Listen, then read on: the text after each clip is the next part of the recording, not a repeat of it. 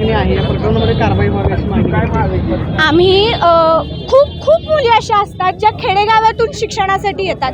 त्यांची स्वप्न असतात, त्यांचे विचार असतात, त्यांच्या आईबाबांची काही स्वप्न असतात.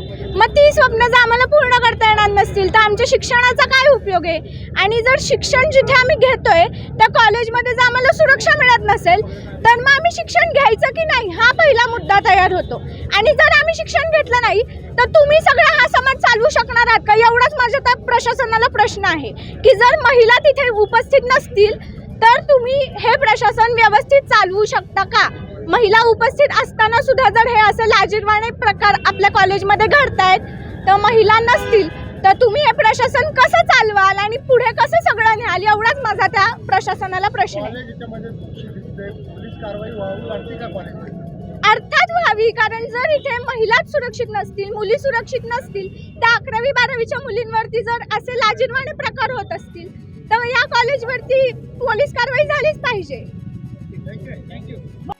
तीव्र अशा स्वरूपाचं आंदोलन करतोय आणि आम्ही हे आंदोलन संपल्यानंतर स्मार्तना पाटील मॅडम ज्या आहेत, ज्या या सगळ्या केसमध्ये लक्ष घालत आहेत DCP पुण्याच्या, त्यांना आम्ही हे निवेदन देणार आहे आणि यांच्यावर कारवाई करावी असं आम्ही सांगणार आहे. त्याचबरोबर या महाविद्यालयाची जी संस्था आहे त्या संस्थेला सुद्धा आम्ही मेल केलेले आहेत आणि वारंवार त्यांचा फॉलोअपसुद्धा घेतो आहे.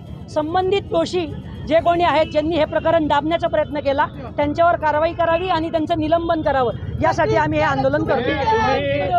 प्रकरण दाबलं म्हणजे नक्की काय केलंय? म्हणजे संस्थेनं तक्रार दिली नाही असं तुमचं म्हणणं आहे का? प्रकरण नक्की कोणत्या पद्धतीने हे दाबलं गेलं असं तुम्हाला वाटतं? पीडित जी विद्यार्थिनी आहे त्या विद्यार्थिनीच्या पालकांना धमकवण्याचं काम या संस्था चालकांकडनं झालेलं आहे. संस्था चालकांनी दबाव निर्माण केला की मी राजकीय वलयातला कार्यकर्ता आहे, माणूस आहे, त्याच्यामुळं मी कुठलंही प्रकरण तुम्ही जर आमच्या पुढे आणलं तर मी तुम्हाला काय पद्धतीने शिक्षा करू शकतो किंवा तुम्हाला काय तुमच्यावर आम्ही अत्याचार करू शकतो अशा पद्धतीच्या वेगवेगळे त्यांनी शब्द वापरलेले आहेत आणि पीडितेचे जे पालक आहेत त्या पालकांना सुद्धा धमकवण्याचं काम केलं आहे. तुम्ही जर पोलिसांमध्ये गेला, मीडियामध्ये गेला तर आम्ही तुम्हाला त्रास देऊ अशा पद्धतीचे त्यांनी प्रकरण केलेलं आहे. त्याच्यामुळं आम्ही हे आंदोलन करतो.